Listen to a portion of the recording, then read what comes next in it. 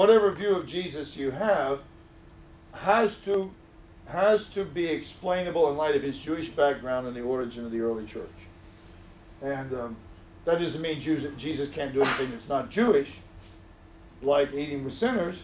It just means that that event must be understood be understandable within his Jewish background, which it certainly is in the Scripture. That's why it causes such controversy. And the way he develops that, it becomes plain that the real view of Jesus that fits both of those categories is, it's just the view that's in the Gospels. I mean, it's the kind of Jesus we have in the Gospels who did those kind of things and taught those kind of things that fits in his Jewish environment, and it can fit with and explain the origin of the early church. He would be pretty strong, as most of the rest of these would be too, that any view of Jesus has to be able to explain why he was crucified. And, you know, the biblical one, the one the Gospels give us, explain that very, very clearly. You know, he comes in the Gospels, Jerusalem is very important in the Gospels. Jesus comes to Jerusalem intentionally and challenges the Jewish authorities. We saw what he did in Galilee. We were talking yesterday when he claimed to be God by forgiving the paralytic's sin. That's kind of dry run. Because what Jesus does when he comes to Jerusalem and cleanses the temple, don't be mistaken here. Jesus is not merely criticizing their misuse of the temple.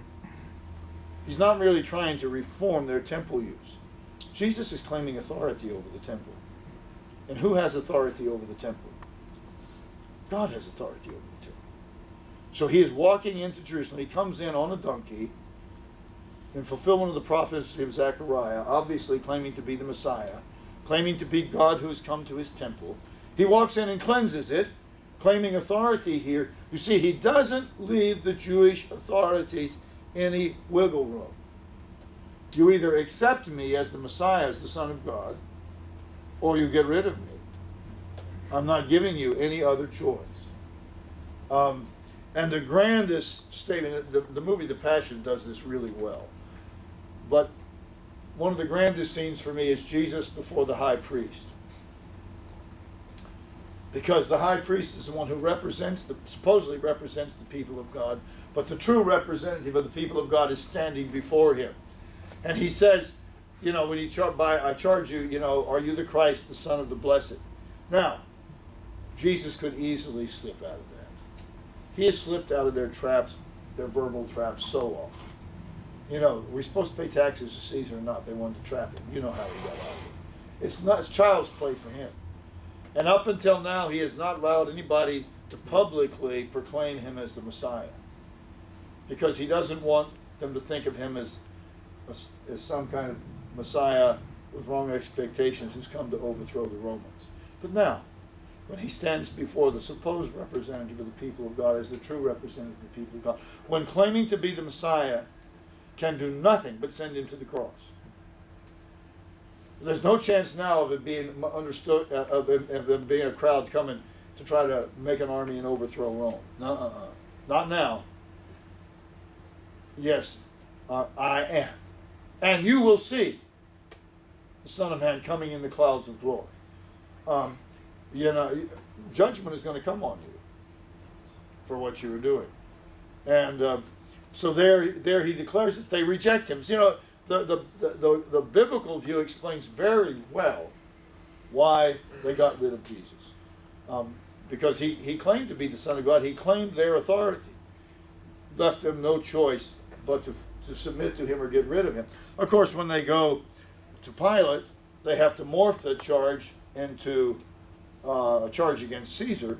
It's not too hard to morph it, because he's claiming to be sovereign, he's claiming to be king, he's claiming to be God, he's claiming sovereignty. So when they go to Caesar, they morph it into a political charge of he's against Caesar. I really love it in John's Gospel, you know, where they finally, in desperation before Pilate, say, he claimed to be the Son of God, and by our law he ought to die. You put yourself in Pilate's shoes. You know, Pilate goes back in there. He's a little scared. And I can almost feel the hair begin to go up on the back of Pilate's neck. Because, you know, in the Roman world, there were all sorts of myths and stories about sons of God, and Hercules was the son of Zeus and so forth. So exactly what Pilate thought, I don't know. But my thought is that when they said that, he's thinking, I'm not dealing with an ordinary mortal person here.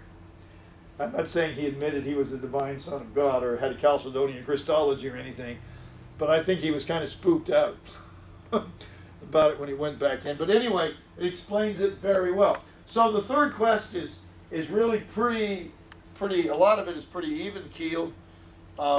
It's dealt with the sources very well, and there's a lot of material here by solid scholarship that supports the Gospel's understanding of Jesus.